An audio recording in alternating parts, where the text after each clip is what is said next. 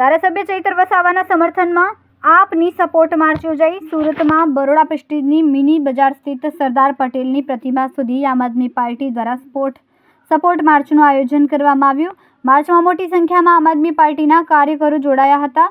આમ આદમી પાર્ટી ધારાસભ્ય ચૈતર વસાવાએ થયેલી સજાના વિરોધમાં અને તેમના સમર્થનમાં આ પદયાત્રા યોજી હતી. ચૈતર વસાવા તું આગે બળોના નામના બેનર સાથે મોટી સંખ્યામાં કાર્યકરો જોડાયા હતા. મારું નામ રામ ધોળક છે. હું આમ આદમી પાર્ટીનો પ્રદેશ ઉપાધ્યક્ષ છું. આજે સમગ્ર ગુજરાતની અંદર તમામ જિલ્લા મથકોએ આમ આદમી પાર્ટીના ડીડિયાપાડાના ધારાસભ્ય ચૈતર વસાવાના સમર્થનમાં તેમજ ભાજપની તાનાશાહી સામે સપોર્ટ માર્ચનું આયોજન કરેલું હતું. ગયા મંગળવારે સમગ્ર ગુજરાતની જનતા સામે જે બે ફેસલા આવ્યા કે એક ફેસલાની અંદર આદિવાસી સમાજ માટે સતત અવાજ ઉઠાવતા, આદિવાસી સમાજ માટે લડતા, આદિવાસીની જમીન માટે લડતા, આદિવાસી વિદ્યાર્થીઓ માટે લડતા એક ચૈતર વસાવાને 7 વર્ષની જેલની સજા કરવામાં આવી.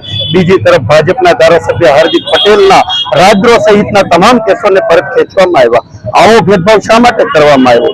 એટલા માટે કરવામાં આવ્યો કે ચૈતર વસાવા ઉપર અગાઉ પણ ઘણા બધા કેસો કરવામાં આવ્યા, જેલમાં મોકલવામાં આવ્યા, એમને ભાજપમાં જોડાઈ જવાની ઓફર અને લાલચ આપવામાં આવી. પણ હાર્દિક પટેલની જેમ ચૈતર વસાવા ભાજપના તાબે થયા નથી, ભાજપમાં જોડાયા નથી અને એટલા માટે તાત્કાલિક કેસ કરી અને એમને જેલમાં પૂરવામાં આવ્યા. પણ ચૈતર વસાવાએ ગઈ જિલ્લા પંચાયત તાલુકા પંચાયતમાં સમગ્ર આદિવાસી પટ્ટાની અંદર 400 કરતા વધારે જિલ્લા પંચાયત તાલુકા પંચાયતની સીટો જીતીને લાવ્યા છે. ભાજપથી એ સહન ન થયું, એમના પેટમાં તેલ રેડાયું અને આ કેસને તાત્કાલિક રીતે ષડયંત્રના ભાગરૂપે સજા અપાવી એમને જેલમાં મોકલવામાં આવ્યા. પણ આજે સમગ્ર આમ આદમી પાર્ટીનો પરિવાર ચૈતરભાઈ વસાવાના પરિવારની સામે છે.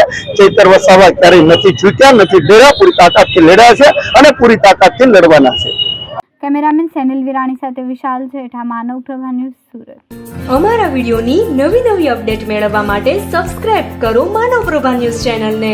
બેલ આઇકન ક્લિક કરો લેટેસ્ટ વિડીયો સૌથી પહેલા મેળવવા માટે.